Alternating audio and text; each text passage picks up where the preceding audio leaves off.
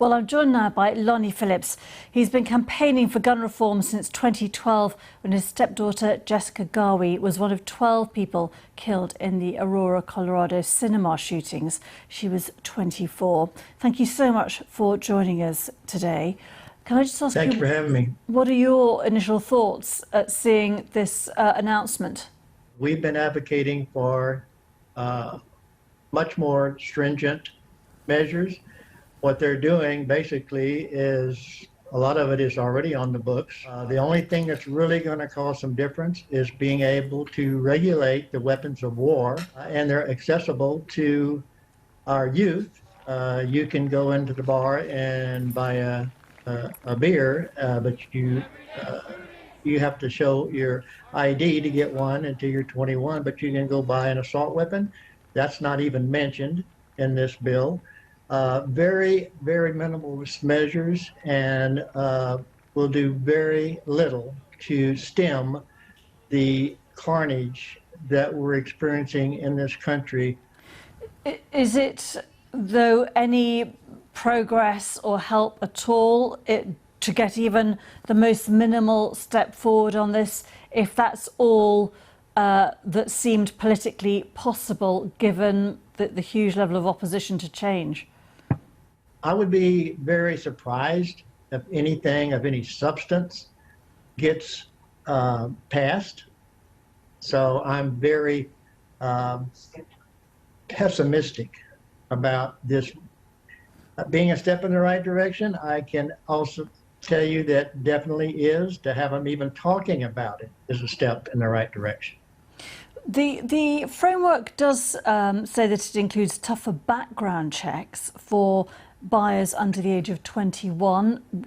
Will that not go some way to help control things? It would if it passes, but we've already been through this. So right now we're in a position to do something, but if they'd have done something 10 years ago, it would have saved thousands and thousands of lives. Of course, many people will absolutely understand, what you're saying. I suppose it's just a question of looking at whether this initial step might, as I said, go some way to giving a little bit more protection. The moves also to crack down on these straw purchases, so to stop people buying guns for others who wouldn't be able to. The mental health measures. Do you think any of these will help a little bit? I would be remorse to say that I didn't think they would help a little bit. They absolutely do. We have been asking for all these measures for many years, and the fact that they're discussing them is very encouraging. I don't want to throw any, damper on that. It's again, when you're been in this for as long as we have, and you've seen such little progress or no progress at all, absolutely is encouraging. And we have to remember that this would not be happening at all if it wasn't back-to-back mass shootings. Sandy and I my wife and I were in Buffalo when we got the call about Uvalde. We flew into Uvalde, Texas, which is 70 miles from our hometown. That was our 20th deployment to public mass shooting. So you can see how close we are to this and how hard we've been fighting for this. So, like I said, I am cautiously optimistic that something tangible will come out of this. President Biden has said that, of course, this does not go far enough. He wanted to ban on assault weapons, but it is a step. I just have to ask you, you've suffered the most unimaginable sort of personal tragedy, and you're still trying to help so many other families and move the political dial on this. Where do you find the strength to keep going on this question?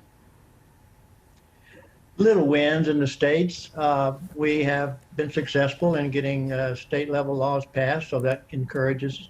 And the fact that we've seen movement and are helping survivors. We have shined a light on their plight of so many wounded survivors that everyone else forgets about, that have lived horrible lives after they've been affected by gun violence directly. So that's where we get our encouragement, and from the fact that we know that we have saved lives with some of the state laws. Texas just passed a law, they call it constitutional carry, where anyone can carry a gun anywhere they want without a permit, without training. That's disgusting. So that's what we're still fighting. Until we get the laws that will combat that, we're really not moving them all very far down the field. Lonnie Phillips, we'll have to leave it there, but very grateful to you for speaking to us on this question so quickly, just as this announcement has only just come in the last hour or so. Thank you. You're welcome, and thank you for having me and being able to say something on this issue. Thank you. Best wishes to your family. Thank you.